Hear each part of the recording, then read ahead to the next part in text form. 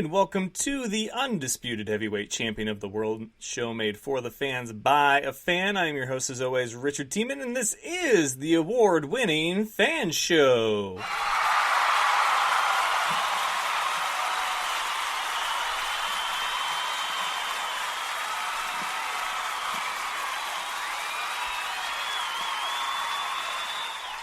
I would like to thank you all for joining me. It is a special edition of the Fan Show because yesterday there was the Thursday night football game in which the Niners were once again victorious, making it 8-0 on their season. They are halfway to the promised land, which is the Super Bowl, of course.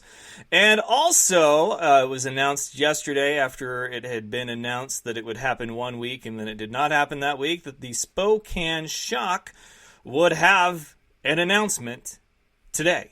And they did, in fact, have that announcement, and we will talk about that in today's headlines. And also, a lot of you are already aware of what that announcement was. You may or may not have seen the live video that I did up on the show's Facebook page, which is where, if you're on Facebook and you're watching me right now, that's where you would have seen it. But go and check it out. It was a lot of fun, in all honesty. I enjoyed myself. I really did. I thought it was a great time for everybody, especially the fans. It was so great to see so many of them there. And, Rick, Keith, Vic, Dan, all those guys, Julie, Mark. It was just so great to see them, Jeff. And, a lot of people asked me if I was going to go, and I said, yeah, I'm still in town. I haven't moved yet. I would like to be there. And so I went there. I was a member of the media, and I wasn't sure what the reception was going to kind of be, for me. And I didn't know if I was making too big of a deal out of nothing as far as, why am I so worried about it? It's, I'm just me. But no, the reception was great. It was very bittersweet, obviously. People are very happy for me that I am not only, pursuing something, that I have an opportunity to do what I love to do, and of course, get paid to do it, even if it means relocating. But I told them that schedule permitting, I would come back and bring the show with me. And of course, when Sioux Falls plays Spokane, I plan on being there as well. So let's go ahead, since I've already kind of spilled some of the headlines, let's get to today's headlines.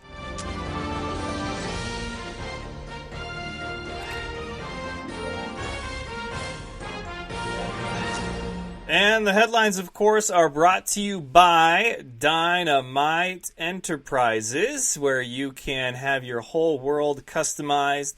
And they will do everything from t-shirts, hats, to coasters, and even mouse pads, business cards, tablecloths, runners, and backdrops, trophies, belts, probably even, jerseys, cereal boxes if they can. If you have a cereal that you need your logo or artwork on, they can do that too.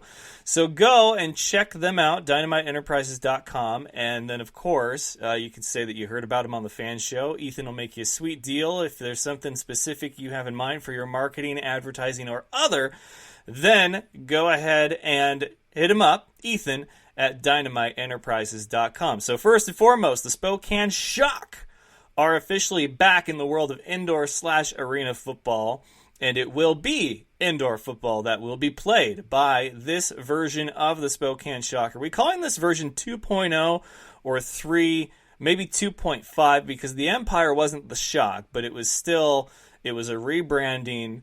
And now we're continuing, because they're going to have those banners brought back, I believe, as well, the ones earned with the Empire.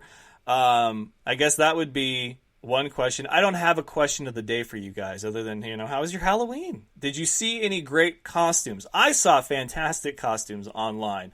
There was the girl dressed up as Antonio Brown, said she wanted to be dressed as a clown. There was Kevin Hart dressed as The Rock from back in the 90s.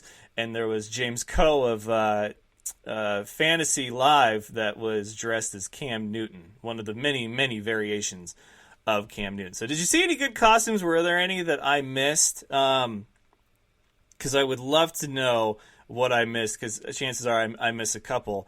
And obviously, Halloween, I need to get ideas for next year. But Halloween has come and gone, and it's a holiday that's at the end of the month. So now we're into a whole new month, the month of November. At the end of this month, my wife and I, our family, we will have relocated to Sioux Falls, South Dakota to start our new adventure. I've already been doing some work here remotely as far as what the storm wants from me, and I'm very, very excited about the opportunities that I'll be taking advantage of and being the director of communications. So, Spokane Shock are officially back. Sam Adams, majority owner. They have several partners that are going to make this thing happen.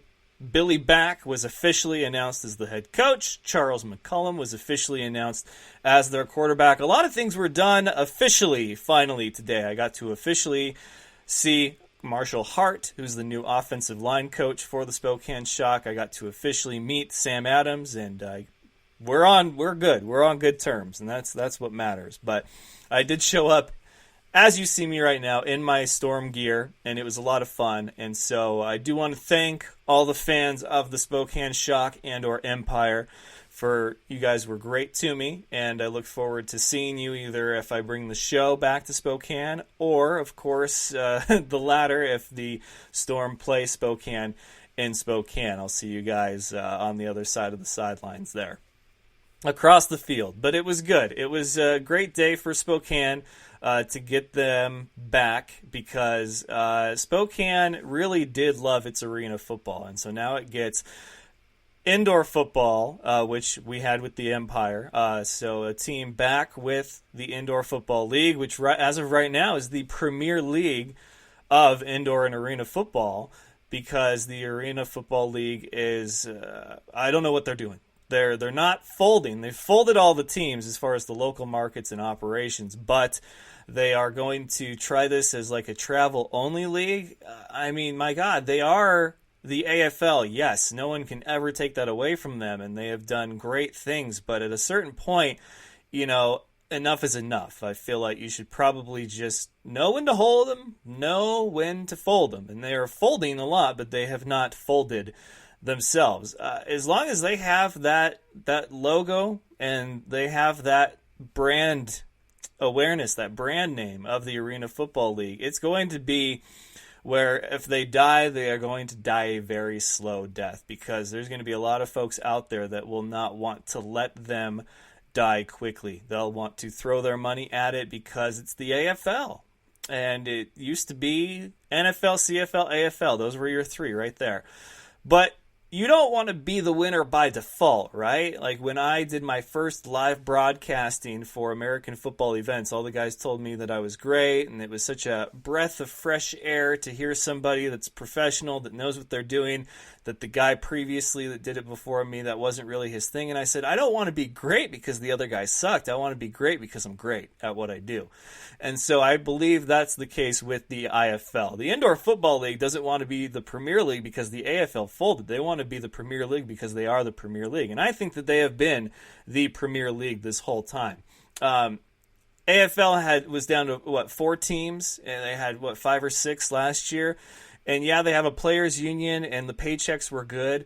But the field of competition and the talent level, I'm going to say talent level is probably very similar, although different styles of game as far as the fundamentals of football and everything like that. But the field of competition, IFL has been second to none as far as how, the quality of teams and athlete and coaches and everything that you are putting yourself up against. Marquez Gollman, my guest tonight, and we talk about that. So we're very excited about upcoming season 2020. In case you missed it last night, the 49ers did beat the Arizona Cardinals. It was a close one, 28-25.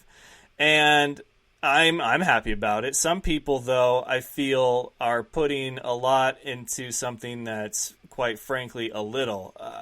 Look, it's a rivalry game. It was a Thursday night game. Those games are never a true testament to what a team is capable of.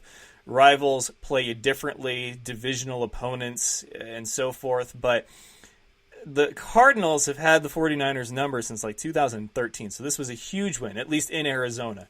So it was a huge win for them. They're 8-0. They're halfway through their season, and they have their sights now set on Seattle and Green Bay and New Orleans and Baltimore. Like, now the schedule is going to be put up or shut up. Like, were you pretending the whole time? Was your schedule really that easy, or are you a contender?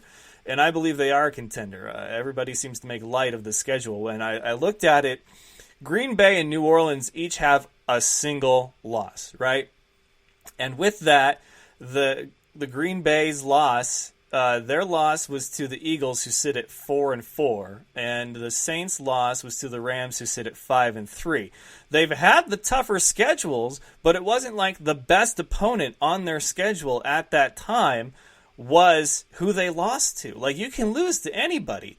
It really just baffles me that people think that, oh, you guys almost lost to the Cardinals. Okay, almost and did are two very different things. And the Cardinals, they're not some 0-6 team. They're 5 now. They were 3-4-1 going into last night. So I just find it funny that a team like the Packers, 7-1, can play like a 5-2 team and beat them, but yet the Packers are still 7-1, and they lost to a team that was 500 at best at the time, or 500 at best right now in the season. It's interesting to hear how people get all fired up about different things. So welcome, Barry, Keith, Adam, Mrs. I see Brian, Ernesto, Josh, and Ty Knight have joined. Keith says, props to the Niners and the Patriots, but the strength of schedule for both teams is very bad. It is. I believe the 49ers opponents' combined win-loss records is 20-40-1. For Green Bay, I think it was 30 and 20-something, and then for New Orleans, I think it was 32-29 and 1.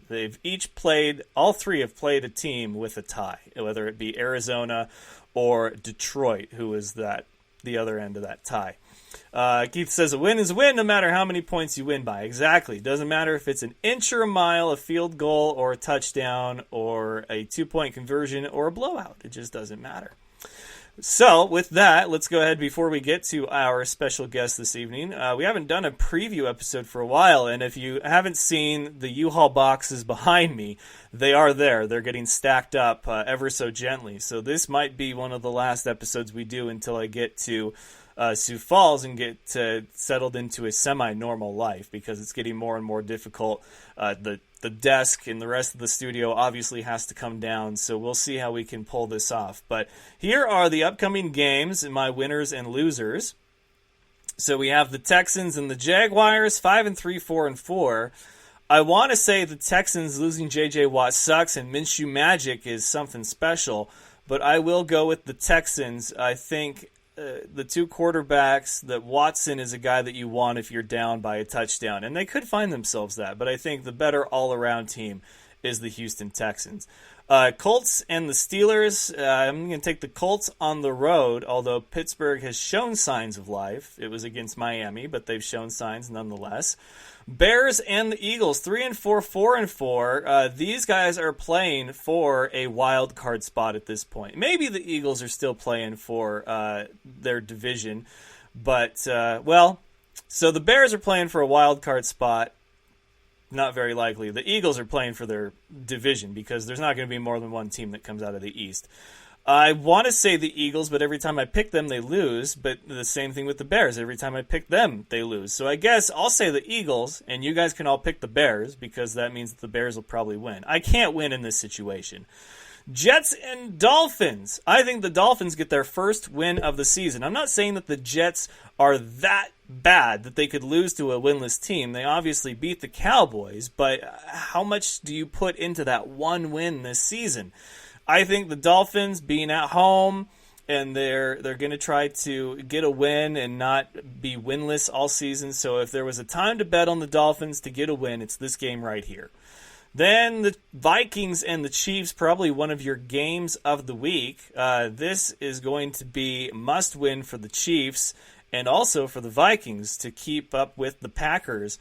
I think the Vikings can get it done on the road, because I think they're still without Patrick Mahomes there in Kansas City. Then we have the Titans and the Panthers, 4-4, 4-3. I like the Titans in this one. Call me crazy. I know I'm picking a lot of road teams, but last week I picked pretty much all home teams, and I went 12-2. All right. Redskins and Bills. I'd go with the Bills. There's a home team for you. That might be one of those if you're in a survivor pool. If you haven't picked the Bills yet, which chances are you haven't, I would pick them now. And then we have the Bucs and the Seahawks. If you haven't picked the Seahawks, which chances are you have, you should probably pick them in that. Seahawks will more than likely get the win over the Bucs at home before they go into San Francisco for Monday Night Football. Lions and the Raiders. This is a tough one, but I like the Lions on the road. I don't know what it is. I just think that when it comes to two teams with two quarterbacks that win in miraculous ways, or lose in miraculous ways, that the Raiders have the Lions beat in that, which is why the Lions will beat the Raiders. Packers at Chargers. I like the Packers, but this game, there's some history here. Phillip Rivers plays really well against Green Bay. So I would say this one would not surprise me if there is somehow an upset, but Green Bay is playing really good ball right now, and I think they'll continue that into L.A. Browns and Broncos.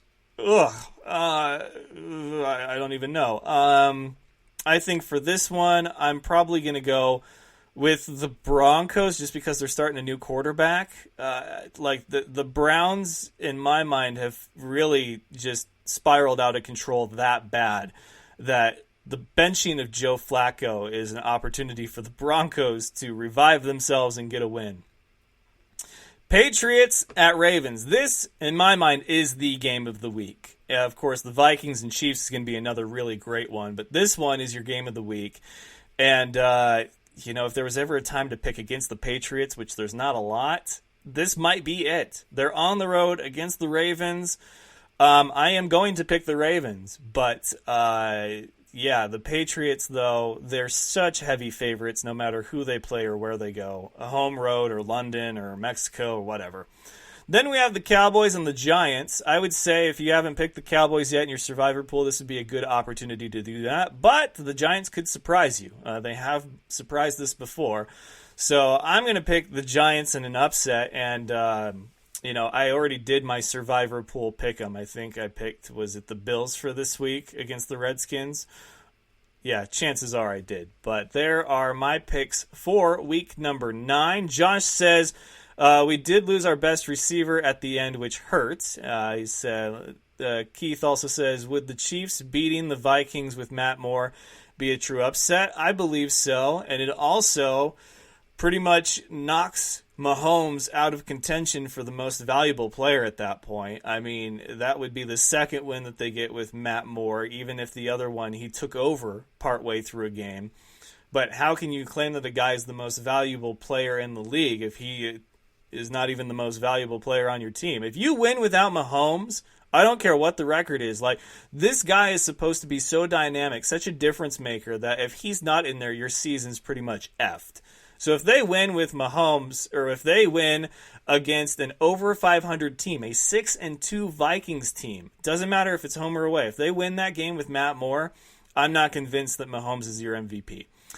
Josh says, I think it will be a trap game for the Packers. It could be. Trap games usually is one or no loss or no wins for a team. San Diego. LA has 2. And then Brian says Broncos. So it's going to be an interesting week. There's a lot of must-wins for teams going into Week 9 since we're over that midway point. Bears and Eagles, both are in must-win situations. Probably more so for the Eagles than the Bears. The Bears are in an uphill battle that I really don't think they're going to win. You look at the rest of the NFC and the teams that they're trying to keep up with just to get a wild card spot, I don't see it. The Eagles, though, having a slightly easier job, they can just win their division with a 500 record and get in, which is still a joke, by the way. The Vikings don't need to win as much as the Chiefs do, but they do need to win in case Green Bay were to lose, because then they'd be tied with their record. But they need to keep winning to keep chasing Green Bay. Not that you want to rely on another team to lose in order to set your team up for better. I always hated that. I hated people that cheered against a certain team because your team couldn't get the wins when you needed to, and now you have to rely on another team to beat a team that's in front of you. It's like, no, your team needs to control its own destiny. Panthers, they probably need a win. Kyle Allen needs to get back in it. And then I think the Raiders and the Lions probably both need a win. But really, everybody else, this is just, you're playing for pride at this point. You're playing for your position in next year's draft. It's week 9, and we've got a handful of 500 teams and a bunch that are under. And the ones that are at 500 or under 500 are all like 2 or 3 games back from the ones that are over 500. I mean, Seattle 6-2, and then you've got the Lions 3-3, right? And they're one of 3 teams that could potentially come out of the NFC West to go to the playoffs. And then you have the Redskins 1-7. You have the Titans 4-4. And then the Chiefs are 5-3, but you have the Patriots that are undefeated, and then you have the Ravens that are 6-2. Colts are 5-2. Steelers, I'd say the Colts need to win more than the Steelers do. Steelers are really in rebuild mode right now. I think that's what 2019 is going to be for the Steelers. So that should recap Week 9. There were some issues in Saudi Arabia. SmackDown is going to be a little different tonight. Some of the WWE superstars that went over there for Crown Jewel have been held up, and apparently it's not airport or airplane related. They have been, I guess, detained. But I'm sketchy on the details. I just go off what I've seen on Twitter. And let's see what else we've got here. Brian says, crazy, it's week 9 already. I know, don't remind me. It's going by fast.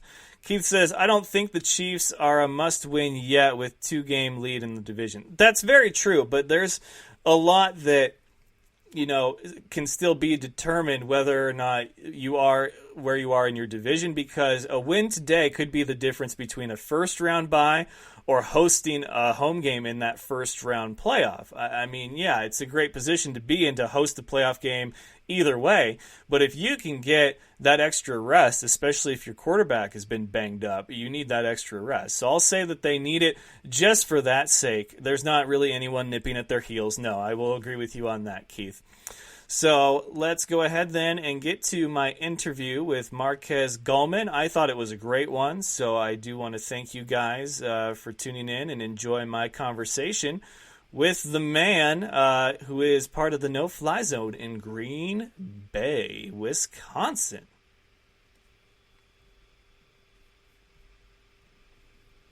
All right, ladies and gentlemen, joining me now, part of the no-fly zone in Green Bay, Wisconsin, he is Marquez Gollman of the Blizzard. How you doing, man? Welcome back. And I'm doing good. It's good to be back. How you doing? I am doing awesome. Can't complain when it's 49ers are 8-0 right now after a big Thursday night win. 8-0, man. 8-0. Yes, sir. Yeah, it's been a good season. I know you've been excited about it. How do you feel, after last night, Jimmy G doing it with his arm when a lot of people said he couldn't? Yeah, Jimmy G, man, that's the dude, man. That's the dude, especially coming from behind Tom Brady. So, I wish I was still out there with them boys. It'd be a good feeling with that one. But, they had their struggles, so now it's their time to come up. Obviously, their defense has been great, and let me just ask you point blank, as a defender yourself, where do you see their area of most improvement as far as where they need to work on right now until, each game from one to the next on the defensive side of the ball? The most improvement, honestly, from the time when I was there, I want to say the defensive line and secondary mainly. Defensive line, the defense always been young, and that's one thing. They really wanted to rebuild with just young players, So I think their best move is bringing Richard Sherman in. That's probably their best move on the defensive side. Period. Like all around the team, just giving the young people some leadership, and some guidance. So I think that's the main thing that's helping them out right now. And honestly, it's the young players are starting to step up. What's the hardest thing about being a young player and stepping up? Like, what is it that has to really click with you when you take that field at a professional level? Being a young player, I think is more of just playing your game and not trying to play up to people's expectations. That's just the main thing. Playing up to people's expectations, you will never satisfy somebody. So no matter if you had 3 picks, they say you should have had 5. And that's just the main thing. Is just having confidence in yourself, playing your game, and just playing with swagger. That's just the main thing. I think coming in to a professional sport at a young age, just making sure that you're playing your game at your not at your pace, but just progressing. How you're supposed to progress along the way. Well, speaking of expectations, let's talk about you and the Green Bay Blizzard, who have quite the set of great expectations going into 2020. Of course, you guys will still be under the direction of the reigning Coach of the Year, Corey Roberson, well-deserved. And then you guys, that secondary, all of you guys are back. Triggs, Powell, and you. I mean, how excited are you about the defensive side of the ball for this Green Bay Blizzard? Man, I'm overly excited right now.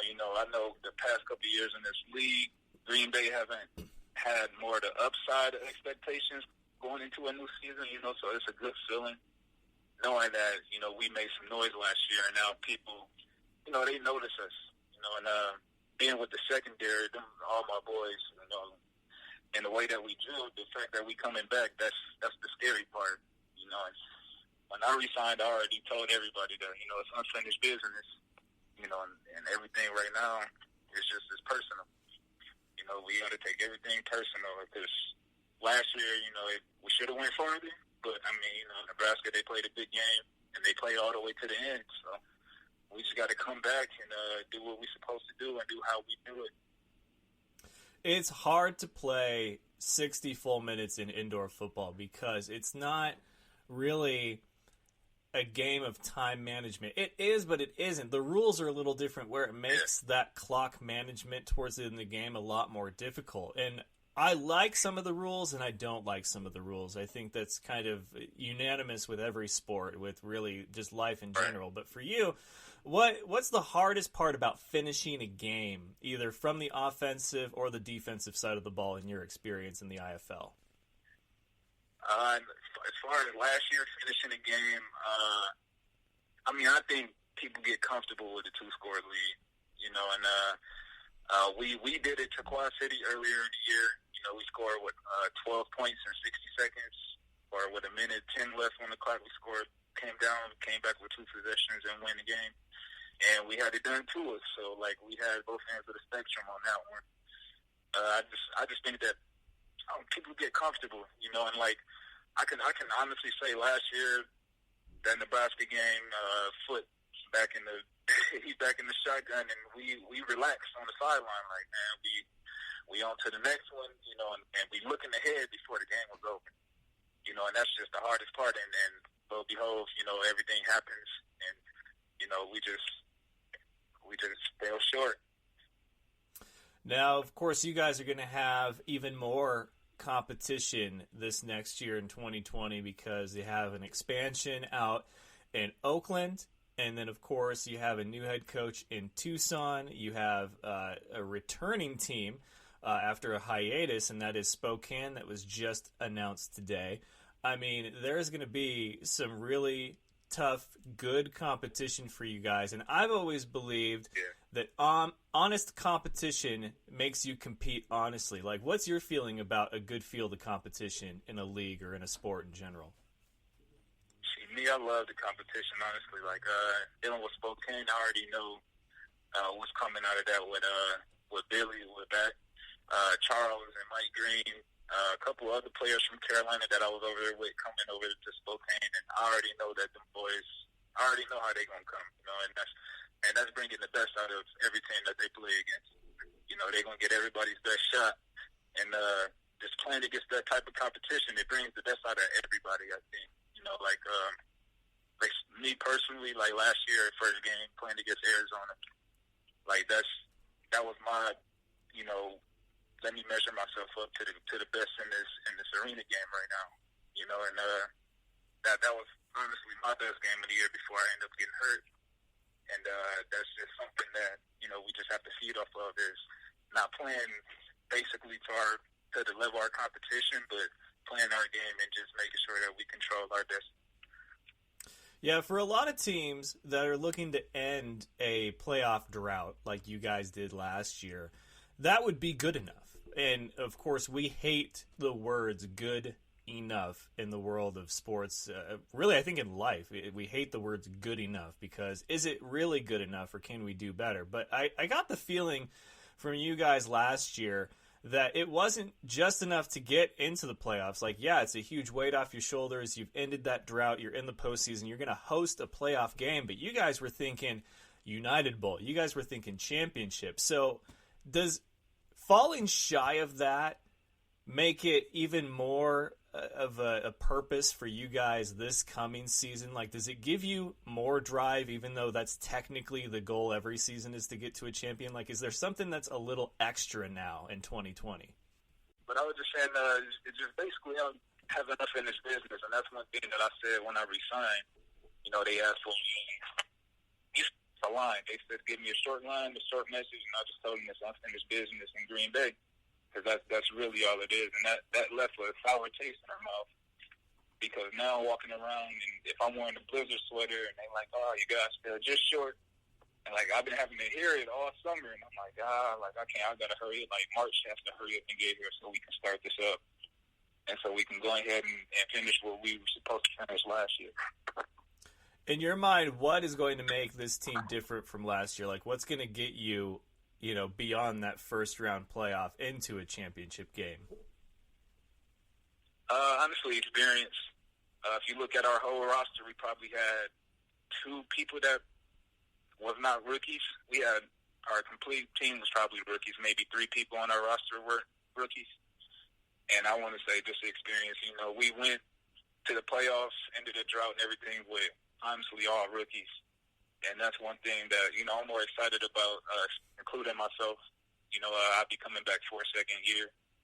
Everybody that's resigning coming back for another year. So now we got, experience under our belt, and we know what it takes to get there. We know what it takes to win a game, and we know what it takes to finish a game. And I just think the experience is going to be the most important part of this year. I agree with you on that. Now, of course, it's not just the IFL with you. I know that you have your eye on the XFL.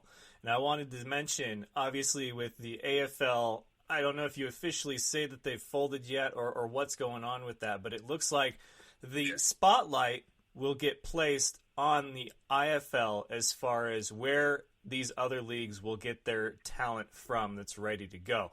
Knowing that you had your sights set on the XFL, does that give you any more motivation to play like your very best, like at a higher level, or was it already been there for you and now it's just like maybe another place for you to end up if things go your way? Yeah, see, me, it's always been there. I always play at a high level no matter what, and I try to set the tone for every game when I step on the field. And, I always aim for getting back into the NFL. And if they don't say shoot for the moon and you might fall on the star on your way there. And that's just one thing that I'm really trying to do. So the XFL it's a option. I love to be there. I done talked to a team down the Tampa Bay team, and they showed interest. So I love to be into that. And moving up from the IFL and stuff like that. So, I'm just trying to keep grinding and keep just staying prayed up, just hoping for the best, and just keep playing my game and getting fair. Everyone loves a comeback and a feel-good story, and it would certainly make me feel good, feel great, actually, if you ended up in the XFL, because I know that your talent level is on par with that. So many of you guys, it's just, I don't envy the powers that be with these different teams or a new league like this trying to sift through all the different, options as far as filling a roster for the first time. But I do know that, like, at every level of football, there is turnover. And so there will be more chances for you guys, obviously. So work hard, play harder, and just go all out this season. And I hope the very best for you, my man. So I'll always be looking out, and I'll make sure to keep my ear to the ground. But, hey, I'm excited to see you play in Green Bay in the IFL again regardless. Oh, yes, sir, man. I'm hungry. I couldn't play the whole season last year, so I'm excited to, just keep my health and play in the full season this year. All right, man. Well, I will let you get back to it. He is Marquez Gollman of the No-Fly Zone in Green Bay, Wisconsin, and they will be taking to the turf 2020 with some unfinished business. You have a great rest of your night, my man. I really appreciate you taking the time. All right, you take care. Yes, sir. I appreciate you having me on. Yes, sir. You too. All right, you take care. Yes, sir. You too. All right. And one more big thank you to Marquez Gollman of the Green Bay Blizzard for joining me on this special edition of the Fan Show. As I mentioned, we would have done one yesterday, but it was Thursday Night Football. Spokane said they were going to make an announcement today. Of course, we all collectively held our breath to see if they actually would, and then they did. And so now we can pick up business as usual. Spokane is back. Green Bay is making some big signings as far as bringing a lot of the players that made their team such a fierce competitor last year back. They just signed Levi Copeland today. And, of course, the news that Sioux Falls, the Storm, have signed back one of their offensive linemen. They have not one but two quarterbacks in Lorenzo Brown and Tommy Armstrong. And we've got the signings out of Tucson. We've got Amir and the signings out of Iowa. I mean, it is going to be one of the most fun and entertaining seasons in the IFL to date. And I want to thank Brian for saying awesome interview. I love interviewing the players. I really do. There's a handful of coaches out there that I love talking with, but each player, if they're a talker, like if they can hold the conversation and do an interview, I always have fun with them. I really do. And Marquez is no different. He's a great guy. So thank you all. We will hopefully be back next week. Like I said, things are a little chaotic right now. Notice the U-Haul boxes in the background. And then, of course, we are going to San Francisco next weekend for Monday Night Football, the Seattle Seahawks and the San Francisco 49ers. So I guess just stay tuned, guys. Watch the feed. Make sure that you have liked the Facebook, followed us on Twitter at Fan Show Official, the Instagram, which is The Fan Show, and turn on those notifications. Make sure that you have subscribed and can download either iTunes, Spotify, SoundCloud, or iHeartRadio, or Spreaker.com. That way, even if you miss us here, you can still hear us at your own convenience. So it's not official unless it's Fan Show Official. I'd like to officially welcome back the Spokane Shock. And with that, we are officially out of here. So until next time, ladies and gentlemen, best of luck to you and yours. Go Niners, and remember, of course, it's all fun and games until you butt fumble. Good night, folks. Do you remember the time that Mark Sanchez ran into his own player's butt? That was funny sports. Thank you for having me on the show, man. I love the Fan Show.